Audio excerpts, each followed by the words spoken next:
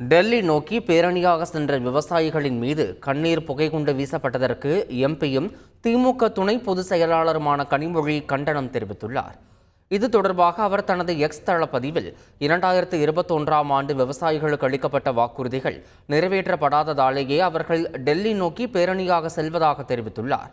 அவ்வாறு செல்லும் விவசாயிகள் கிரிமினல்கள் அல்ல என கூறியுள்ள கனிமொழி, அவர்கள் மீது போலீசார் கண்ணீர் புகைகுண்டு வீசியது ஏற்றுக்கொள்ள முடியாதது என குறிப்பிட்டுள்ளார். இந்திய அரசு விவசாயிகளின் நியாயமான கோரிக்கைகளை நிறைவேற்ற வேண்டும் எனவும் அவர் வலியுறுத்தியுள்ளார்.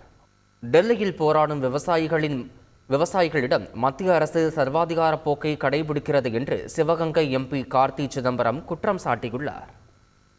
இந்த அரசாங்கம் இவர்களுடைய இந்த பாஜக அரசாங்கம் ஒரு ஃபேசிஸ்ட் அரசாங்கம். இந்த அரசாங்கத்திற்கு எதிர்ப்பாக யார் குரல் கொடுத்தாலும் அதை நசுக்க வேண்டும் என்பதுதான் என்னுடைய எண்ணம். இது அரசியல் தலைவர்களாக இருந்தால் அவர் மேலே ரெய்டு விடுவது, பத்திரிகையாளர்கள் இருந்தால் அவங்கள வழக்கு போடுவது, இந்த மாதிரி இப்போ அடிமட்ட மக்கள் எந்திரிச்சு நின்னாங்கன்னா கூட அவங்கள ஒடுக்க வேண்டும். அவருடைய கோரிக்கையை வாங்கி அந்த கோரிக்கையை பரிசீலனை செய்து அதை நிவர்த்தி செய்வதற்கு மனப்பான்மை இல்லாத ஃபேசிஸ்ட் அரசாங்கம் தான் இந்த பாஜக அரசாங்கம். கண்டிப்பாக தேவையே இல்லை.